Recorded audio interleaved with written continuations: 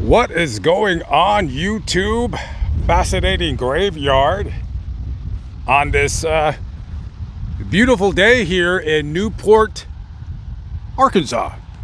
Yes, Arkansas. Some of you were probably thinking that I was going to say Virginia, Newport, Virginia. It's actually called Newport News, Virginia, and I've never been there before, but I look forward to going there this year. And I know that a couple of you all of a sudden now are craving a cigarette. Hey, handle your scandal. Today we are here at the Gum Grove Cemetery to visit the grave of Hoodoo Queen, Aunt Caroline Dye. So let's talk a little bit about her history. So the year that she was born, well, there's a discrepancy because the census has her being born somewhere around the 1840s, 1850s, and I think that online it says that she was born in 1810. I'm not really sure, but she was probably, from what I've read, she was born in the mid 1840s/50s, right? So she was born a slave, and she was owned by the Tracy family. Now, me personally, I don't think anybody was ever owned by anybody, but that's what they would call it back in those days. So when Caroline was about 10 years old, now I'm sure before this even happened, people knew that this little girl, I don't know if the word special would have been used back in those days. I'm sure they would have used other words, but she had a gift, if you will, and her gift was that she was able to see things that were going to happen before they actually happened. As a matter of fact, one night, she was the servant girl of the house, so she's setting up the table for dinner. Now, she tells the people, or the master, whatever you want to call them, the scoundrels, she says, wait a minute, I got to save a space. And then she starts setting up an 11th, set of plates and forks. And they're like, what are you doing? There's only 10 of us. And she says, no, Mr. Charlie, he's going to join us for dinner. And they told her, now hush your mouth, girl. You know Charlie's been dead for years now. And you don't speak another word about it. Because Mr. Charlie Tracy, he had died in the Civil War, and it had been a few years now, and the family was still very visibly upset over the death. So about a couple hours later, they hear a knock on the door, and they start looking at each other, and who can be knocking on this door at this time of the evening, because it's supper time. The wife goes to the servant, tells them to open the door, and in walks, well, what do you know, Mr. Charlie? Back from the grave? No, not back from the grave. Nah, he hadn't been killed. He was a POW. He had been kept prisoner for about a couple of years. And everyone looks at this little girl. And they just are shell-shocked. Absolutely shell-shocked. Now, later on, she would use her gift to make a little bit of cash. Right, nothing wrong with that. Hey, listen, if you have a special power, if you're a psychic, and you want to make a little bit of cash, hey, go ahead. But if you're going to be a fraud and rip people off, then I say try not to do that. Now, after the Civil War, when the slaves are free, there's different parts of the country that slaves know that they can go to because the cities are more opening to black people. As a matter of fact, they're really set up for black people. And this is one of them, Newport, Arkansas. This was founded as kind of like a free place for slaves, former slaves to go to. So Caroline makes her way over to Newport, Arkansas.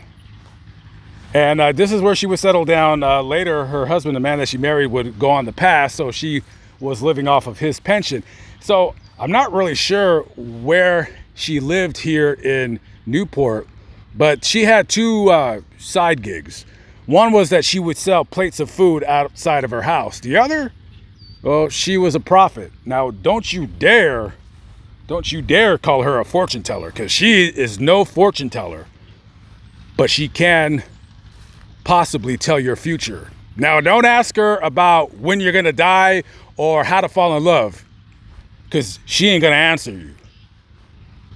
But if you need help finding something, you need help, maybe some business advice, you would go to her. And some of the people, some of the upstanding citizens in Newport that looked down upon her, not only because she was black, because she was a fraudster. She was a fraudster. Well, when the sun would go down about 9, 10 o'clock at night, the upper crust of societal means here in Newport would sneak over to her house. Hey, do you think I should buy this farm? What do you think? What it's telling you? And there's been many stories of people being helped by Caroline's prophecies. A man actually had came in because his pigs had disappeared. Caroline, where are my pigs? They're gone. My hogs, my hogs. And she said, when you go home, you're going to walk outside your farm and you're going to walk about 1.5 miles down by a creek. There's going to be a Y in the road. You're going to hang a left. There's a barn about 900 yards.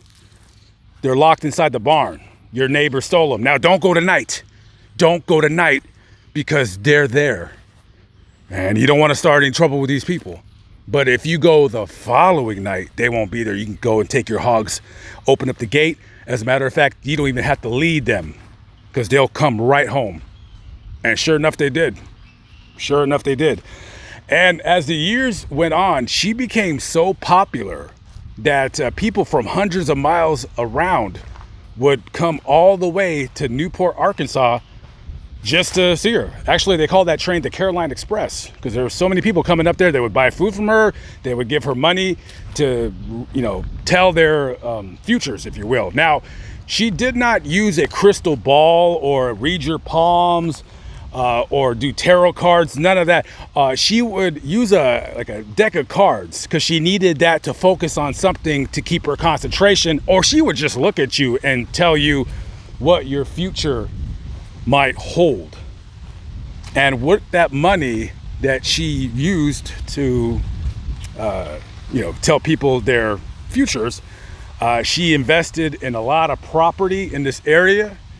At the time of her passing, she had owned about 8 farms in the area. She owned more than a few houses, and she was one of the more well-to-do and well-known, famous, and rich black women, or women in general, in the South. And she was very, very famous and very well known for this. So the other side of her was the hoodoo thing. Now, voodoo, don't get it confused with voodoo if you know what you do. That was very horrible. Any other normal YouTuber would have edited that out because I was simply trying to be funny, and I wasn't. I'm sorry. So what the hell is hoodoo? Not voodoo, but hoodoo. Well, hoodoo, depends on how you look at it. Hoodoo is basically a mix of African spiritualism that the slaves developed over time from old traditions back in Africa.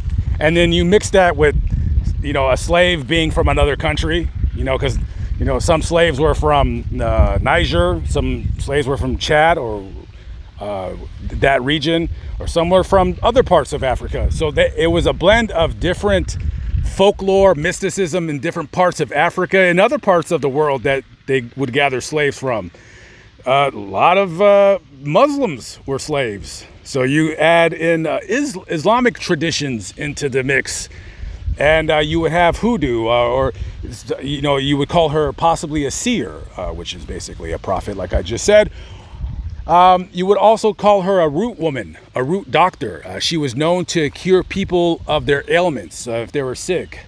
A woman was somehow poisoned, and Caroline cured her of this ailment when no doctor could. So a root doctor is basically somebody who's taking... It's like a mixture of you're taking like dirt, stones, rocks, tree bark, dead animals, herbs, spices, stuff like that. Just kind of that kind of thing. And then you kind of mix it together in some kind of concoction or a form or another or what have you. And then you give it to the person. And hey, listen, did it work? Obviously it did. Obviously it did, because these people, they swore by it. They said, you know, she is very, very, very much so the real deal, is what I can say. Folk magic, elemental healing in nature, stuff like that. She was very multitask capable, and she was, when it comes to mysticism and stuff like that, from that side of the realm of the world that we cannot see, she was the all-knower of it. And this is the final resting place of Caroline Dye. Now, on her grave, it says that she was 108 years old when she died in 1918, which would put her birth year at 1810. But then I just told you the story about how she was setting up a place at the table for Mr. Charlie. So more than likely she wasn't 108. More than likely she was about maybe 80, something like that. And as you can see, people have left playing cards. I hope that's whiskey. Let's see. Bourbon. All right, very good. Let's put that up there. All right, very good. Yes, interesting lady, and I primarily wanted to visit her grave because I like people who beat the odds, who beat adversity, and even though they were born disadvantaged at that time, she made a God-given gift, if you will. She made it into a successful life, and she not only was the queen of hoodoo, but she was also I guess you could say she was a capitalist, and she was very successful in life. So rest in peace to Caroline Dye, Hoodoo Queen.